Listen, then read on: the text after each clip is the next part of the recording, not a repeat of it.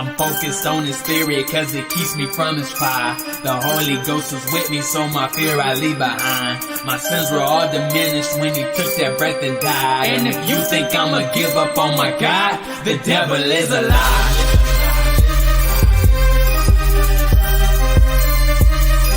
The devil is a lie.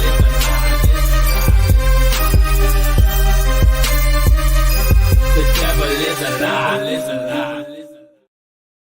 Hello, hello. This is Christina Barr. You're watching Black Tea News.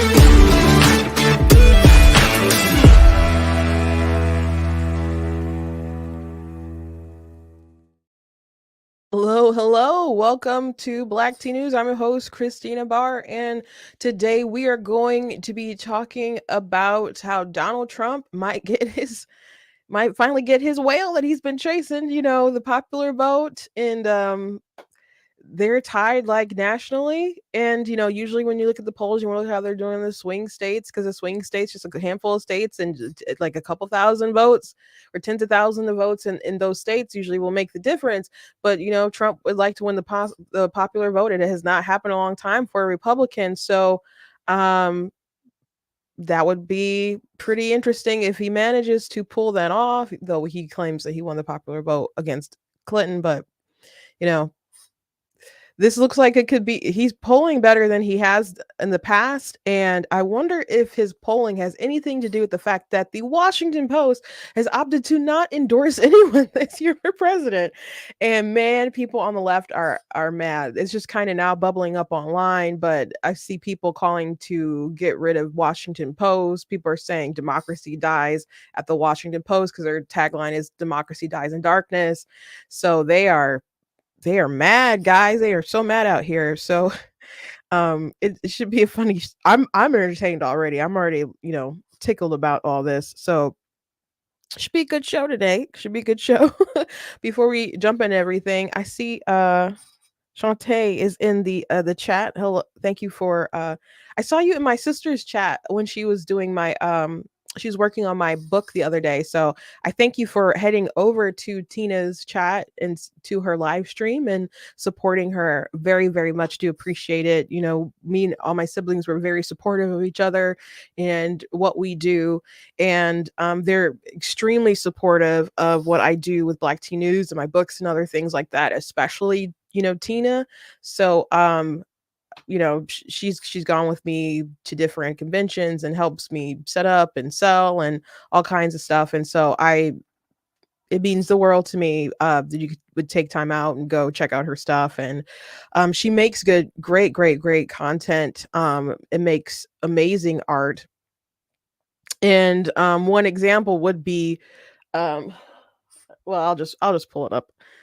The book is over there, but I'll just show the image. She actually made the cover for my book, Of Course God is Blatantly Against Abortion, but people really love her teeny tiny portraits and stuff, but she does do bigger portraits. But yeah, she made the art for Of Course God is Blatantly Against Abortion. So she's just really talented. She has her own YouTube channel. It's Tina's Text Portraits. So she goes live, and she also goes live on Twitch as well. And she's working on the art for my children's book. It's called Bigger. It's about a little baby dinosaur who wants to be bigger. So she's been working on that, and we hope to be able to get that out by the end of the year. I'm not sure if we will, but I will keep you guys posted. But again, thank you for checking out her stuff. You guys can check out more of my stuff online. If you go to blackteennews.com merchandise, you guys can see the stuff there. If you guys want to support, you can support there. Thank you for sharing my 50 reasons video. Continue to do that. Pass that around. It's on YouTube, it's on Facebook. Man, TikTok is giving me a really hard time about it. I had to do a green screen and have my video on top of my head. And finally they didn't take that down, but then they were like, well, you can't monetize this. I'm like, are you kidding me? And they said I couldn't monetize it over originality. I'm like, I cut this entire thing. This is my video. These are my watermarks. And that was a couple days ago, and they still haven't gotten back with me, which TikTok is a mess. A lot of people find, great success on there financially, but man, there's a video I did maybe about 2 months ago, and they just demonetized it and didn't give me a chance to appeal, didn't really explain why. And so I think that was probably about $1,000 maybe on that video that I didn't get or close to it, that they just kind of snatched out my wallet. So uh social media can be a drag. But anyway, let's hop to it. Let's hop to it. We can go over some more announcements at the end. So there's you can tell there's panic. I think you can tell there's panic in the air. And especially because Kamala Harris has lost her joy, and they got Beyonce and other folks, popping up and doing stuff with them. So I assume they think that's fun.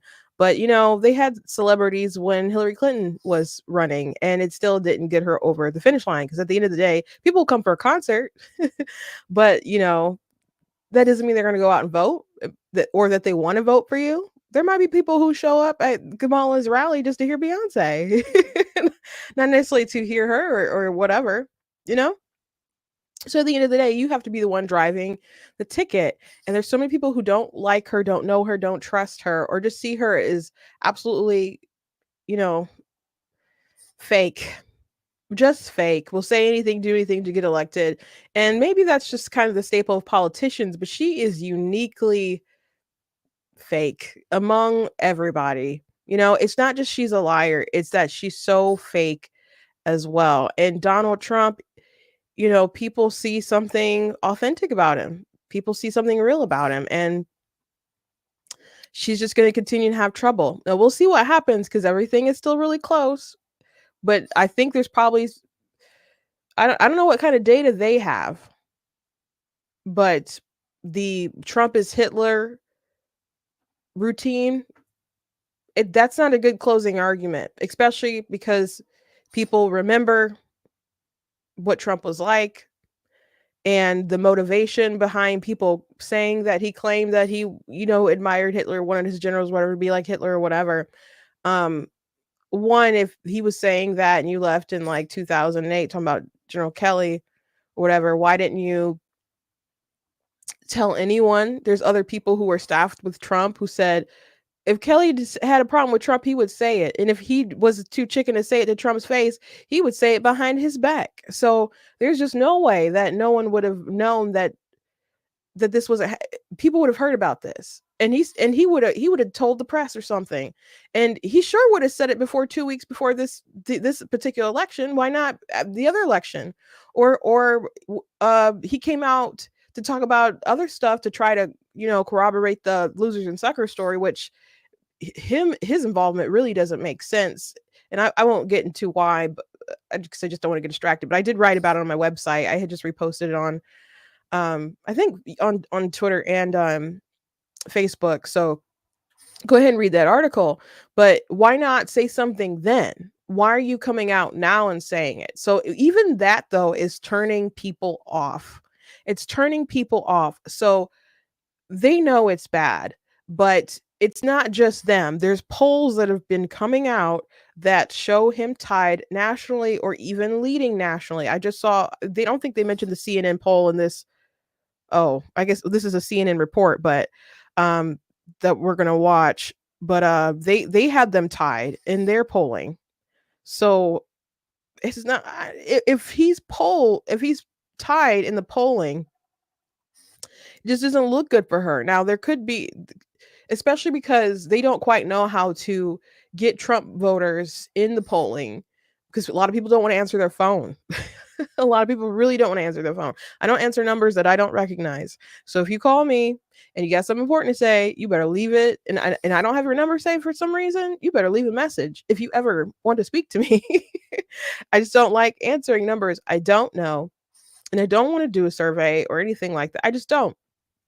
I did one maybe in the last election in 2020, because my stipulation was, if I do the survey, will you stop calling me? Like, will you leave me alone? because they were calling me like crazy. So you know, people don't like to answer, but maybe they found better ways to capture the Trump voter, so maybe they're more accurate than you would have thought. But I don't know. We'll see. But it's not good. The CNN poll before in 2020, Biden was plus 12, and now Harris and Trump are both tied at 47. So it's the conventional wisdom is that's really bad for Harris. It's really bad for Harris. So anyway, let's go ahead and check this out. Trump may finally get his great white whale. Harris versus Trump national margin. You mentioned that New York Times poll, a tie. That's actually right in the middle of the spectrum when we're talking about recent polling data. You don't have to look very far to find Donald Trump ahead nationally. He was up by 2 points in the CNBC poll, up by 3 in the Wall Street Journal poll. Very close races within the margin of error. But then the same thing on the other side, right? You have Harris up by 3 points according to Ipsos. The Say 24 YouGov poll, it's a bunch of academics, also has Harris up by 3. But the bottom line is, with the popular vote, which we really haven't focused upon, a very, very tight race, John. Fact is, Donald Trump is very much in a position he could win the popular vote, which of course is something he would absolutely love to do. And would be something very different than we have seen compared to last time and the polling compared to last time. Exactly right. So I went back through the time machine, all right? I went back through the time machine to see where were the past 2 races at this point in the campaign. Look, Harris in the average poll right now is up by 1, well within the margin of error. You go back 4 years ago, Joe Biden was well ahead of Donald Trump in the national popular vote polls. He was up by 9. Even Hillary Clinton was up by 6 points. So now Donald Trump's in a position he really hasn't been before at this point in the campaign, where he could truly compete, and we can truly say that the popular vote at this point is way too close to call. Of course, this is only going back 8 years. I wanted to jump even further back in my time machine to get an understanding. Hey, I haven't heard about a Republican potentially winning the popular vote in a while. And it turns out a Republican winning the popular vote, it hasn't happened since 2004 in George W. Bush defeating John Kerry. And that's only the one time that it has happened. In fact, you have to go all the way back to 1988 to find another one, when it was George W. Bush's father, George H.W. Bush, winning the popular vote over Michael Dukakis. So the fact that the polls right now are so close, John, the fact that Donald Trump has a legitimate shot of winning the popular vote is something I think a lot of folks, including in my line of work, really didn't think could possibly happen when Donald Trump was running last time around. He could make history, not just for Donald Trump, for a Republican candidate as well. Now, there are some reasons for this, and I think Democrats' heads are all exploding out there in Washington. I'm sure they are. There are some reasons for this, which you're going to explain, but also begin to raise the possibility that we could see the reverse. We could see the reverse of things we've seen, where a Republican wins the popular vote, but there's a chance for the Democrat to win the electoral college. Yeah. Part of my job is to warn our viewers on either side of the aisle of an event that may occur that they don't necessarily like. And Donald Trump winning the popular vote could absolutely happen. You might as well wrap your minds around it now, folks, if you don't like Donald Trump. But on the flip side of that, a potentially good sign for Democrats is, why is Donald Trump doing so well in the popular vote polls? You can dig down into the state level polling, and you can see that Donald Trump is doing particularly well in California, Florida, New York, and Texas. Of course, none of these states are really on the board at this point. So Donald Trump may end up gaining in the national popular vote polls, but actually he's wasting votes, which could in fact lead to a case where Kamala Harris could sneak by in the electoral college by sweeping those Great Lake battleground states, which at this point are way too close to call, John. That's right. It'd be interesting to see then if all that talk about electoral college reform takes on a bit of a new light. It may. In 2000, remember, folks thought that Al Gore would win the electoral college and lose in the popular vote. It turns out they were all wrong. Oh, well, that'd be awful. But yeah, Donald Trump said something in the past. I think when Romney, was it with Romney around that time? Was it around 2012? There is a tweet from Donald Trump talking about the electoral college like negatively, and my response to that is, I'm glad the founders were smarter than him. Like, I'm glad the founders are smarter than most of these people, probably all these people who are in office today. So yeah, I'm glad that we have the electoral college. But I don't know. It's not looking good to me. Probably in all these battleground states. I don't know if Trump is going to sweep them all, but now why is Trump doing well in California? Because those people know, they know who Kamala Harris is. It's funny going through TikTok and other stuff, and people's like, I know her. Like there was so much corruption, so much stuff that she did. You know, there's an amendment right now in California. She was asked if she was going to vote for it, and she she pretended like she didn't know what it was. And let me see if I can find it real quick. But um somebody retweeted was like, she absolutely knows what that is because that's because she created the bad policies that they're reversing about being soft on crime. So yeah, here it is. Here it is. How are you going to vote on Prop 36 in California? You are a California voter. Do California and other states need to punish drug and theft crimes more harshly? So I have not yet voted, and I have not yet had the chance to read through the ballot. I will keep you posted on that. How are you going to vote? First of all, I know you're busy being the vice president. I know you're busy running for president. I don't know what you'd be actually doing as vice president right now, but um you know, I know there's just stuff on your plate, but as they said, you are a California voter. They are doing things to undo kind of your soft mentality on crime and stuff. And it's like really popular right now. Like people want safety and common sense to return to California. And so people don't buy that you don't know about it. So why are you quiet on it? And she's quiet and Adam Schiff is quiet. There's other people who've been quiet on this. How hard is it to say, yeah, I support, you know, being tougher on crime? Just reverse your stupid policies. I'll keep you posted. Sure. Sure. If there's enough backlash, maybe. But Matt Whitlock said, amazing. Prop 36 literally repeals Kamala Harris's own soft on crime policies from 2014 when she was attorney general. She knows exactly what Prop 36 is.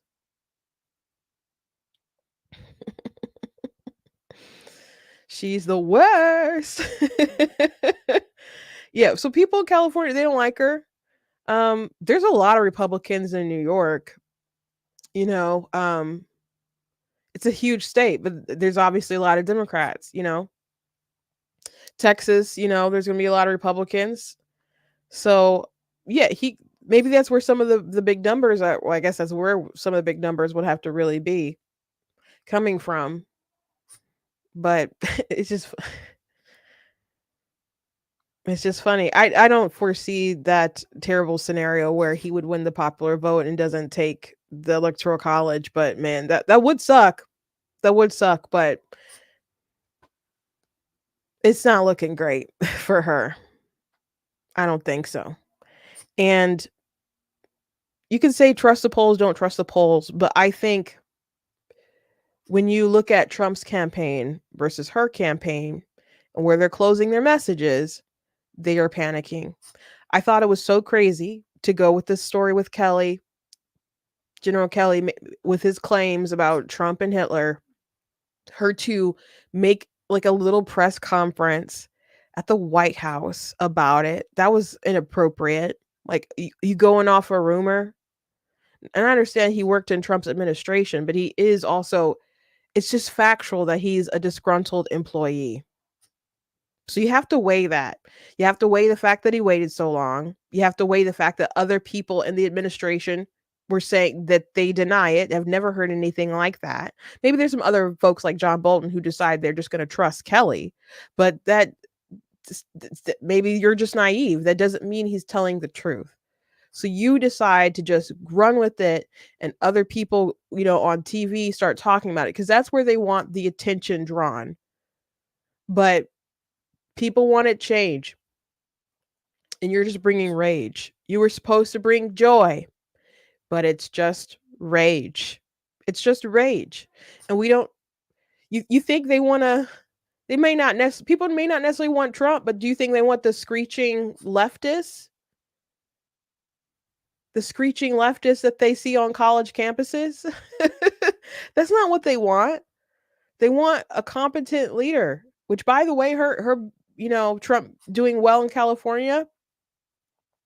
There was some news that dropped. National Review wrote about how she really didn't prosecute as many cases as she claims, and there was which she had put false information out on a mailer way back in the day, and she was called out on it when she was going up against another Democrat. But some people are saying they can't find evidence of her trying cases at all, or her being like the first chair. So I'm looking more into that, but her record is really underwhelming. It's underwhelming. But let's get back to this Hitler hysteria, because I want to draw attention to Michael Rappaport. I don't know how to say his last name, but you'll know this guy. You'll probably know this guy. He had a huge amount of Trump derangement syndrome, but he did not like the soft, finger approach from the Biden-Harris administration, how they'd be finger wagging at Israel and trying to pacify these, leftists on college campuses and all this anti-Semitism around the country. So he is, he started kind of rethinking things, and he said it was on the table that he's going to vote for Trump. But I haven't heard him say that he would, and he said this video also is not an endorsement. Maybe he'll just keep that private, what he decides to end up doing. But he calls them out for trying to pull this Hitler stunt. Donald Trump, pig Donald Trump, call him whatever you want. I've given you gem after gem for years, but stop with the Hitler shit. Stop with the Hitler shit. Do not refer to Hitler and the Holocaust, the actual greatest slaughter and actual genocide of the Jewish people ever, for attention and political gain. Stop it. That Nazi rally that took place in Madison Square Garden in 1939 was just that, an actual true blue Nazi rally. So are you saying that anyone and everyone who shows up at Madison Square Garden for this upcoming Trump rally is a Nazi? That's a Nazi rally? Get the out of here. What kind of rallies are happening on the college campuses in New York City, in Union Square, where they're waving Hamas flags and kissing Yahya Sinwar photos? What kind of rallies are that? Do not mention the Holocaust, Hitler, to score political points when you ignore the greatest slaughter of Jews since the actual Holocaust, which happened on October 7th. All this Hitler talk, all this Holocaust talk, with so little Holocaust studies in schools. Do not bring up Hitler and Nazis when there are 101 hostages. 101 hostages, and you say nothing about them. Cut the shit. Do not use Nazis and Hitler for your agenda when you haven't mentioned the 13 women that are still being held captive today while you're wearing your futurist female t-shirt. It's disgusting. It's disrespectful to the victims and survivors of the Holocaust and to the real-time victims and survivors and the hostages of October 7th. Stop it. I think that sums it up, guys. I think that sums it up, because, while they're trying to push as if Trump was like ultra anti, it's like some kind of huge anti-Semite, it doesn't really make sense. He's the one who, moved the Capitol. He's the one who, people would say is one of the most pro-Israel presidents we've had. Israel named like some kind of heights after Trump. He has, Jewish grandchildren. His daughter converted. He did special events with Ben Shapiro, and he grew up in New York, has a lot of Jewish friends. Like, it doesn't make any sense to go this route, especially when the left has been so, soft on the people who are really shouting anti-Semitic stuff that's actually genocidal language toward the Jews today. They're the ones who slow walked, aid. They're the ones who threatened aid, for Israel. They're the ones who prolonged them going into Gaza, who tried to prolong them going into Rafah, who kept pressuring them for ceasefire, ceasefire, ceasefire without, the conditions really being great or fair, and knowing that Hamas wanted to commit another October the 7th as soon as they got the chance. It's not like they were like, we've learned our lesson. There's enough civilians dead, and we're just gonna reevaluate our lives. No, it was like, we will do it again. We will do it again. So why would someone paying attention at all just be like, oh, let me just throw that all away and just believe this Trump Hitler stuff, especially after we know they lied about the Very Fine People hoax. They're the ones who said that Donald Trump called neo-Nazis very fine people. Joe Biden and Kamala Harris will still repeat it to this day. They'll use those lines. They were spewing anti-Semitic bile and carrying the tiki torches. Yeah, that was terrible. And Donald Trump said, there are very fine people on both sides, but I'm not talking about the neo-Nazis and the white supremacists. I condemn them totally. And it amazes me that there's people who watch that live and still believe they weren't listening to that part. Their feelings just like got too loud and they missed it. They missed it. But it's absolute lunacy. Someone had made a big thread of all the folks they called Hitler throughout the years. Let me see if I can find it real quick. But of course, they've called, it goes back prior to Trump, and they'll just call the next person Hitler, and they'll call them worse than Trump. There's always a worse.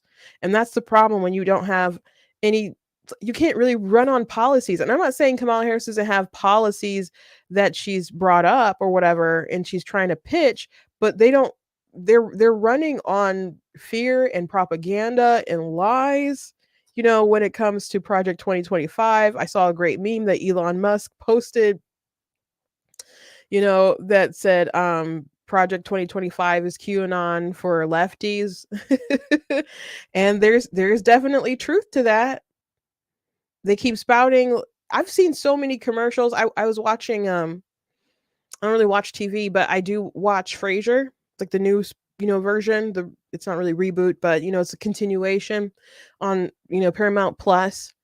And in the commercials they had, a bunch of stuff, local politics, and it was just tying so much stuff to Project 2025, and oh, women are going to lose all their rights, and in Michigan, we had Prop 3 that passed. We're like, well, your abortion rights still aren't safe. You have to nominate these people to the U.S. Supreme Court. And the hysteria will never end. The hysteria will never end with these folks. So I'm trying to find the thread. I think I might have retweeted it. I've liked and tweeted a lot of things in the past couple days. But they called Bush Hitler. They called, McCain Hitler. They compared a lot of people to Hitler. Everybody's Hitler to these people. Trump is not a unique Hitler to them. There have been moments where Trump, made some really dumb decisions, like having Nick Fuentes and Kanye at Mar-a-Lago, which I'm sure other people set that up, and I really ragged on. I'm like, his staff just really did him a disservice here. But if you want to talk about anti-Semitism, I'm not saying it's not on the right. There aren't people on the right where it's bad, because there is an issue, but again, the Jewish people were facing enemies who want to destroy them, and Biden and Harris can say they have a right to defend themselves all they want, but then they, in reality, do things that hinder their safety. So Ugh, I'm not seeing it, guys. I have to get back with you on that. I think I was gonna make a video with all the examples that were found of just throughout the ages, comparing everyone to Hitler. And if everyone is Hitler, then you really belittle the horror that Hitler did historically. Like he said, going to Madison Square Garden makes you Hitler. Do you know how many people had events there? So Trump goes, he's invoking Hitler. And that was, I think, I don't know if Hillary Clinton was the one who first started saying that nonsense, but she was saying that nonsense. I hope that if Kamala Harris loses, we don't have to see her around talking and doing annoying interviews like Hillary Clinton. Now Hillary Clinton, of course, she was a bigger deal. She was the wife of a former president, and she was a secretary of state, and she was a senator. So and she can speak well. I mean, she lies when she speaks, but she can speak well. Kamala Harris, she is so bad. She's so bad at this. So I hope that we just don't see her continuously popping up. I hope I don't know. I don't know how much influence she'll have. I don't know how much, because the Clintons, they were still they were paid to do speeches and all kinds of different stuff. So I don't I hope that it's just kind of the end for her, but I don't really see that happening. But there's nothing much for her to give. People don't like her. She's not very competent, and she doesn't speak well. So if people start paying her like 100 grand for a speech, I'm not saying there's not people who would do it, but that's just raises all kinds of eyebrows. But why would you do stuff like that? Because people paid the Clintons because they wanted different favors, and people paid a lot for like Hunter Biden's um art, even though it wasn't very good, but they pay a lot of money because, it's kind of like laundering in a way, like you're trying to curry favor a bit. So you pay a bunch for paintings that's not very great. And, and art is subjective. So who's to say that it wasn't worth all the money people would pay for? And oh, by the way, his dad is happy. So I just don't see Kamala Harris being able to have some kind of appropriate grift afterwards, because she's just not talented at all. Like when I sent somebody some information about Kamala Harris, like allegedly not really trying many cases, and then they called me back and was like, "This can't be right. This can't be right." And I was like, "Why can't it be right?" And I'm like, "Because it makes sense. Because the thought is like, how did she get to where she is being so bad at speaking? Maybe a lot of her staff just did the work and she didn't really do a lot, and she just, tried to pad her numbers where she could, and you know, managed to ease on up, fail upwards. Maybe it's really that simple with Kamala Harris. I thought this was a funny tweet from Stephen Miller. He said, Kamala Harris, he's Hitler, Washington Post. Yeah, we've thought about it and we're still not going to endorse you over Hitler. Sorry. So that's funny. So anyway, Washington Post has opted to not endorse anyone, and people are flipping the freak out about it. They're saying cancel Washington Post subscriptions. They're saying things like, oh, democracy dies at the Washington Post because they won't do their duty, I guess, how they feel, and tell people to, endorse or whatever. But they're just trying to say they're going back to their roots and deciding not to. Now, it's also rumored that they already had an endorsement of Kamala Harris whipped up. So they were probably going to go that route. And then there was authority from on high, allegedly from Bezos himself, that was like, we don't want to do that. So it makes me ask questions, because people endorse because they want to move the needle, sure. They want to influence people. But people will be very restrictive about their endorsements to some degree because they don't want to make their influence seem less than what it is. So, you would notice that sometimes Obama or Trump or whoever will put out a list of endorsements in midterms or whatever for different candidates. But there will be candidates who are obviously on the left or on the right who probably should make their list, but they don't bother to endorse. And the reason for that is, and I think that goes really more for Obama than Trump or whatever. But so we'll just say Obama. And I think the reason for that is if they think that the candidate is going to lose, why would they want to put their name attached to a loser?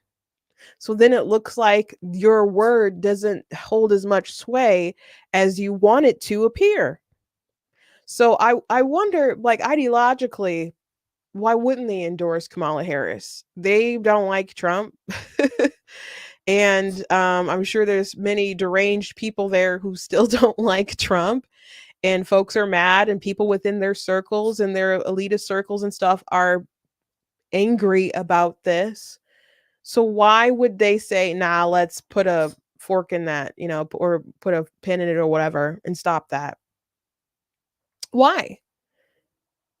They're not endorsing him, but they're not endorsing her. So I don't think they secretly want him to win. Maybe that could be the case. Maybe they know she's going to be so awful that they want him to win. So they're not getting involved. Who knows? Maybe that's like Bezos's, motivation.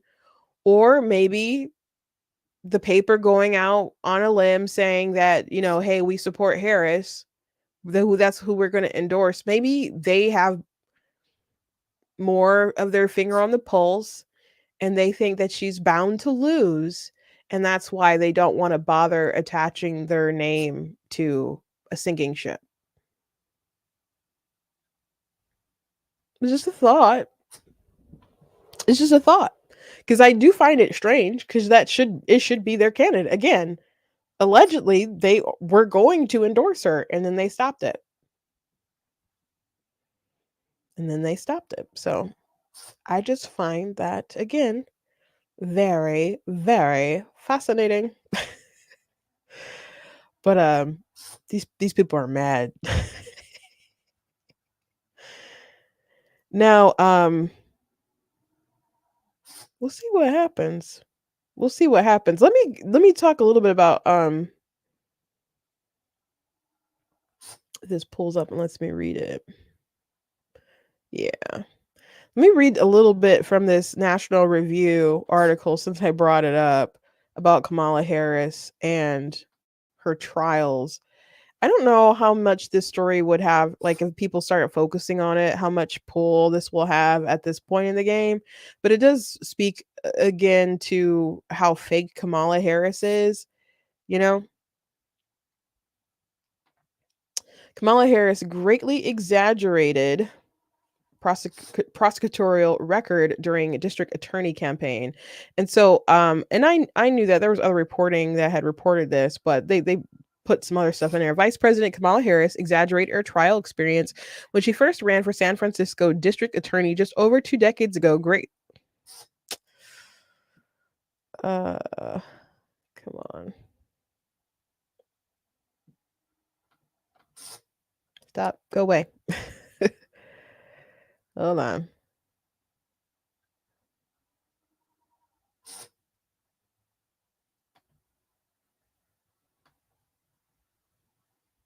Okay, sorry. Vice President Kamala Harris exaggerated her trial experience when she first ran for San Francisco district attorney just over 2 decades ago, greatly overstating the number of felony cases she prosecuted in order to bolster her image as a tough but fair prosecutor San Franciscoans needed to set the city straight.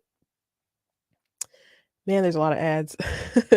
Harris statements about her prosecutorial record central to her pitch as a candidate who would clean up inner city crime became a point of attack throughout the a campaign from opponents who questioned her level of experience as deputy district attorney in Alameda County from 1990 to 1998. Kamala prosecuted hundreds of serious and violent felonies, including homicide, rape, and child sexual assault cases, Harris's campaign bio stated.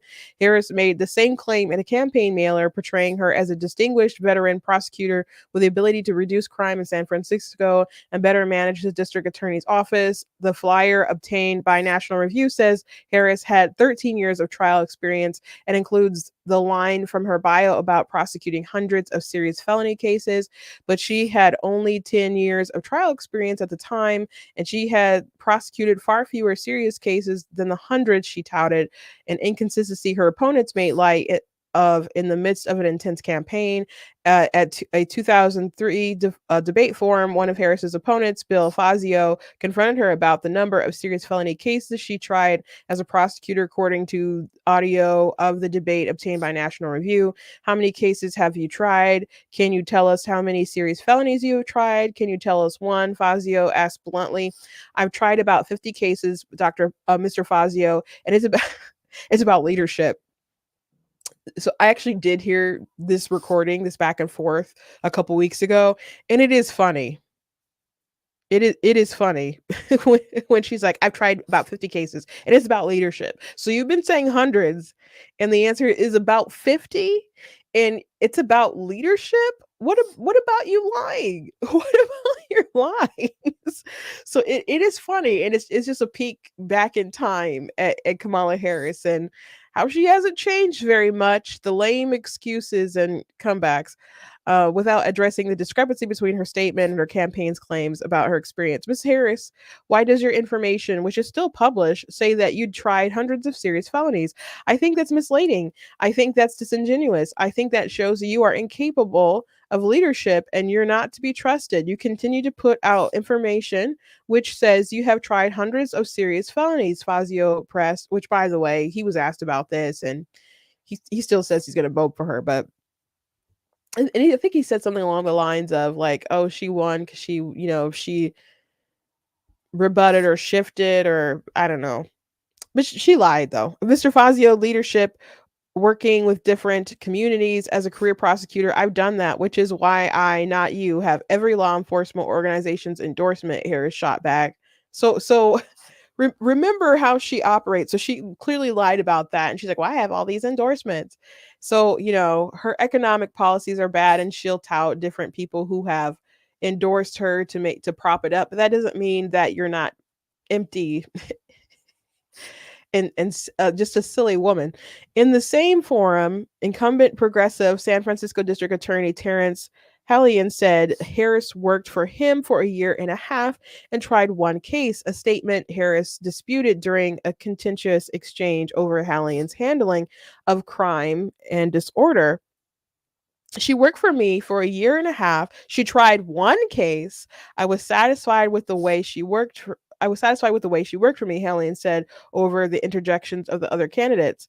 As he continued, Harris told her old boss to stop lying about the number of cases she tried. Alameda County, before the campaign, Harris had an 8-year stint in the Alameda County District Attorney's Office and a nearly 2-year tenure in the San Francisco District Attorney's offices, giving her a decade of experience as a prosecutor. Harris also worked for the San Francisco City Attorney's Office in a civil law position where she spent much of her time on administrative tasks. Timesheets for January 2000 to August 2003 show. Another opponent to highlight Harris's inflated statements about her prosecutorial experience was a San Francisco tenants union, which endorsed Hallian and accused Harris of being closely tied to wealthy slumlords.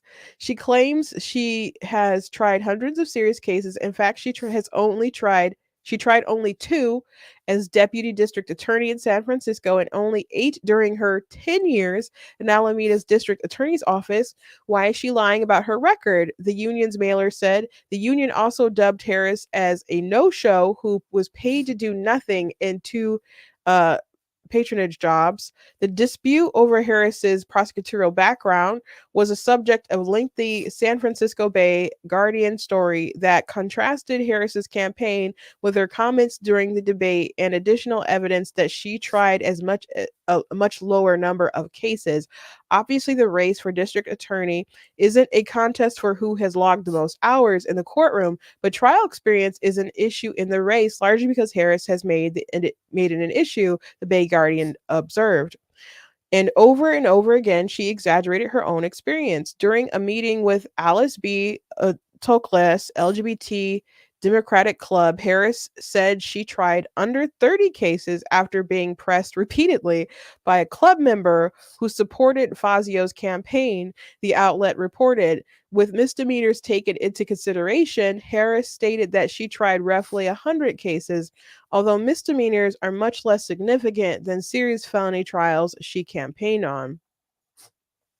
Sources in Alameda County District Attorney's Office told the Bay Guardian that Harris tried 5 to 10 felonies over the course of her time there. In San Francisco, she tried 2 felonies, one of which was a homicide case. Harris went on to defeat Hallian in the 2003 general election for San Francisco District Attorney after the two finished ahead of Fazio in a hotly contested primary. Her victory over Hallian began Harris's political career that has her on the cusp of the presidency 21 years later. After becoming district attorney, Harris was elected California Attorney General in 2010 and became a senator 6 years later. Harris's prosecutorial record, especially as a California Attorney General, is a major theme of her presidential campaign against former President Donald Trump, the GOP nominee for the third straight cycle. The Harris campaign did not respond to a request for comment seeking to distance herself from the soft on crime policy she supported 4 years ago when she last ran for president. Harris is emphasizing her prosecutorial record to show her experience going after violent criminals and corporations alike. She is similarly using her time as a prosecutor to brandish her border hawk credentials, hoping voters forget about the record levels of illegal immigration she oversaw as a Biden administration's border czar. And that was the article. That was the article. How very interesting. So I question. I'm curious how many she's actually tried. One way or another, she seems to have really inflated her record, but her record is, you've heard her say things like, I prosecuted transnational criminals and other stuff like that. But, she lies about so much. She lies about so much, you know, and it's just getting worse. She's not getting any better. And she'll continue her lies. So I don't think she's in a good spot, guys. I don't think she's in a good spot. Another pretty funny thing, Mark Cuban and Elon, Mark Cuban is pro Kamala Harris. Elon Musk is obviously pro Trump. And I could totally understand Elon for many reasons wanting to be pro Trump over Kamala Harris. He's, very concerned about free speech, and he knows that the Democrats are, particularly Kamala Harris, have been anti-free speech. They'll talk about misinformation and how it's not right. And these companies need to be monitored. Yet she and her campaign will continuously spread misinformation and just blatant lies online without any kind of abandon. But Mark Cuban has been, trying to gas her up, and he did a little interview with her that was probably just a blip. Nobody's really talking about it. But he's gone on CNBC and was grilled about her policies.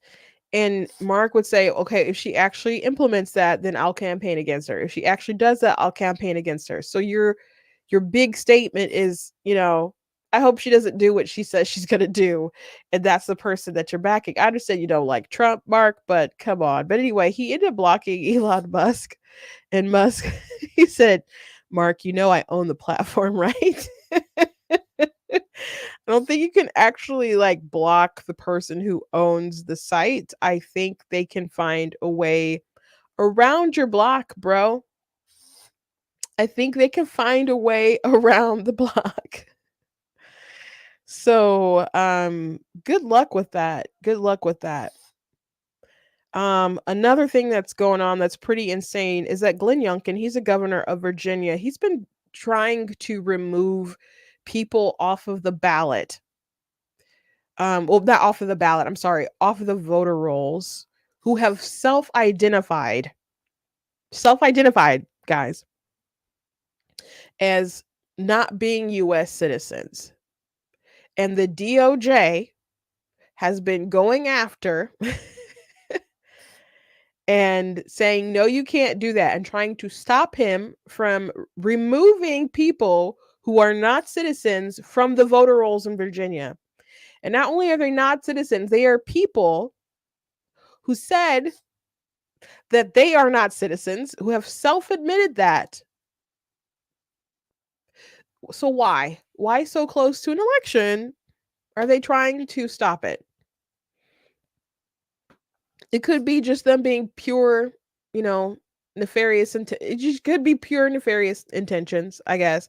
It could be ideological, devotion of like, oh, these Republicans are trying to remove people from ballot. We have to stop them. But a federal judge ordered Virginia to reinstate over 1,500 individuals. That's insane. That's really insane. Now I don't know what Virginia could, it could go for Trump. I don't know. People like Glenn Youngkin. He's doing a pretty good job. So I think it could go for Trump. And it could be very tight. And it could thousands of votes like that. Just a handful of thousands of votes could make a difference. But it just seems sketchy. And there's already so many people who don't have faith in our electoral process. And it's both sides of the aisle. If Republicans win, Democrats are crying. And vice versa. I don't think it's healthy. But I don't think situations like this make people feel better. It makes them think that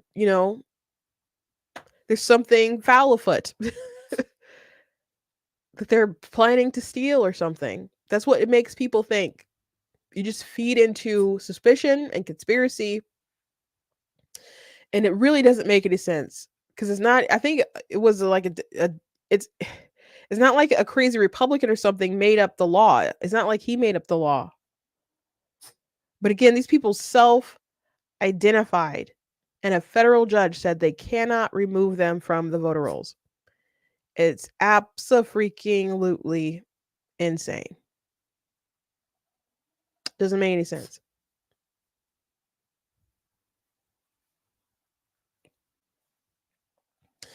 Anyway, another thing going on. I talked about how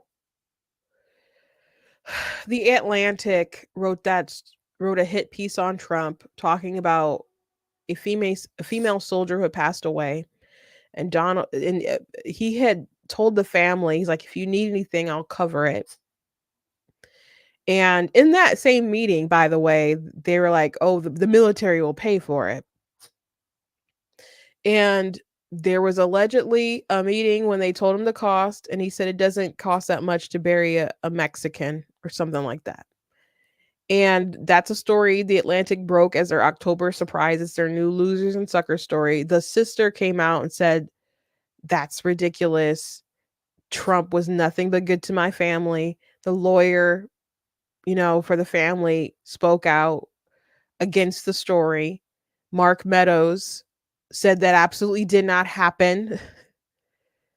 And there's only like one source. Like Guy Benson summed it up on why it was so wrong to actually have this story air.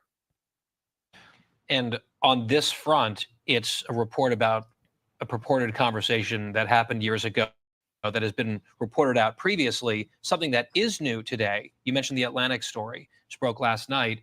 there's a component of it that describes Trump allegedly saying something about a deceased soldier who was killed on a military base. He had met with this slain soldier's family, and he apparently used profanity and referred to her in a very pejorative way. And paying for the funeral. Right, paying for the funeral. That source in that Atlantic story is a single anonymous person. And people who were in the room for that at the time are on the record denying it entirely, categorically. The family of the slain soldier has come out rejecting it and backing former President Trump. And I'm still a little bit astonished, having gone to journalism school, I will confess that. Maybe day one, they taught us the sort of standards for what you can run and what is considered quality sourcing. A single anonymous source is not anywhere close to that bar. And it was printed at the Atlantic, and it led the CBS Evening News last night. Minutes later, I find that honestly astounding. CBS has been trash as of late, guys. Just absolute trash. There was a 60 Minutes debacle, which they will not release the full transcript, which, by the way, there's precedent to do that. I'm talking about with Kamala Harris in 60 Minutes or whatever. Of course, there was the debate with JD Vance and how they kept trying to interject. And he's like, this is against the rules. Like, this is against what we'd agreed to.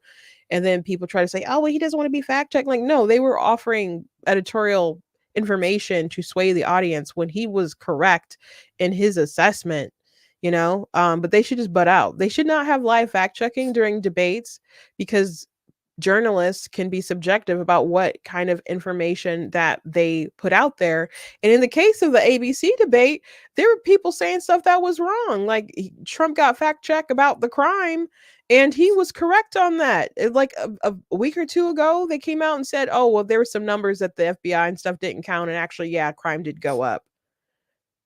So they need to butt out of that. If people want to go check, they should go check, or they should watch, the after coverage where people talk. Different news channels will fact check them afterwards, or go online. We should all be responsible citizens, and nobody should be lying at these debates. Unfortunately, that's what they do, but they didn't fact check Kamala Harris, and she was out here lying through her teeth on particular things.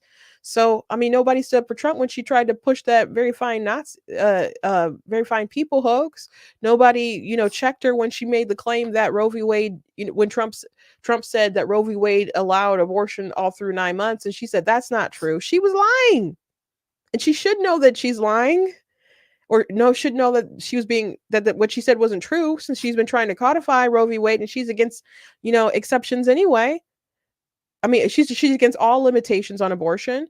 And at this point, she said something super crazy the other day about how she doesn't want Christians to have exemptions for abortion. And some people were like, how are they going to make, because I had said something today on YouTube in my community, I made a post about it. And someone's like, maybe I'm tired, but how can she make Christians participate in abortion? And I don't know if she's crazy enough to try to force hospitals that have Christian affiliation to do anything, with abortion, but there's a good chance that she's going to try to force Christian employers to try to cover that, in their insurance or other kind of ways, because it's happened. It's happened. California was going after different Christian organizations. And I don't mean Christians who happen to own businesses. I mean organizations that were Christian and tried to make them pay for people's abortions. And remember Hobby Lobby? That was a business where the people who owned it happened to be Christian, and they had to fight Obamacare because they didn't want to provide birth control that would be abortifacient. So these people, it's not just between a woman and her doctor. They want your wallet involved too. So, that's why, as much as I don't like where Trump has gone on this abortion issue, he needs to be rebuked. She needs to be defeated. Like, he needs to be rebuked, debated, scolded, and hopefully have that change of heart. She needs to be defeated. So, one of them is going to win. And I really don't want it to be her, but we'll see what happens. I mean, whatever happens with the election, I don't think Trump is primed to perhaps win the popular vote because he's such an astounding candidate. I think he did a good job as president, but since then, he made some mistakes, though, particularly in the last year when they had COVID.